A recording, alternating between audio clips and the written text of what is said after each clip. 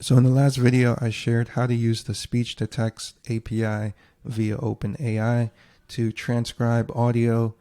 And then I said in this video, I would share how to take those transcriptions and then feed it into the chat completions API to be able to extract key lessons, takeaways, summaries, quotes, that kind of thing.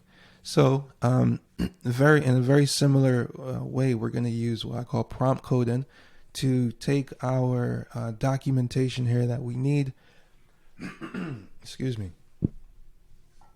Take the documentation that we need and put it in the system prompt in the playground in the chat mode here, chat beta, using the GPT-4 model. And then I initially, I left my thought process here for, just so you can see. But I initially thought I would need to take an extra step and use this library to index all of these transcripts and then summarize them and that kind of thing. But I realized that I actually didn't need to do that. I could just use the chat completions API, which is what I ended up doing. But you can see here, my goal was to summarize a directory of podcast transcripts and then summarize the lessons from each podcast and extract an inspiring quote. And then I also wanted to include a bullet list of main points and write those to a text file. And then you can see here, I'm like, all right, is there a better way to accomplish this using the chat completions API? So I had responses for all of these, but I deleted that.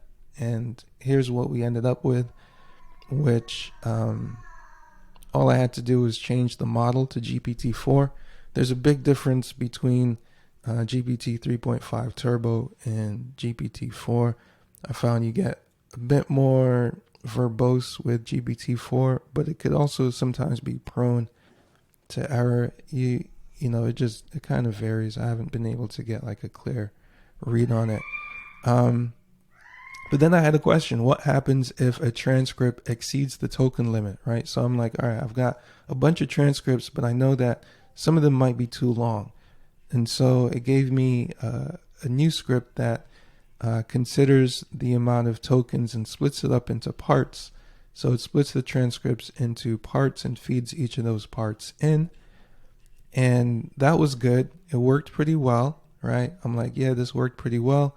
But anyway, to smooth out those parts when it comes together so it doesn't sound so disjointed.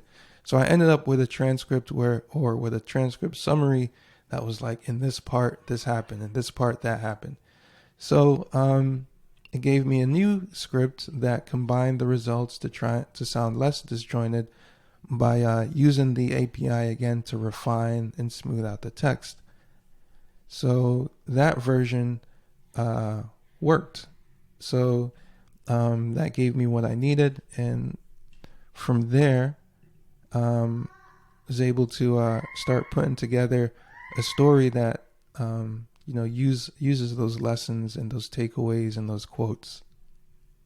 So in the next video, if you want to see how I use the playground again to go from here of taking transcripts to creating summaries and takeaways and quotes from those transcripts to then turning those into actual narratives that I was really happy with these narratives here. I want to read this. Sometimes you get some really crappy results, but I think because of the source material is actual audio transcripts, then it makes for better written output in the end. So if you feed good stuff in, you tend to get good stuff out. So next video, I'm going to share, that last process of turning our transcript, our notes and quotes into actual narrative text that someone would want to read.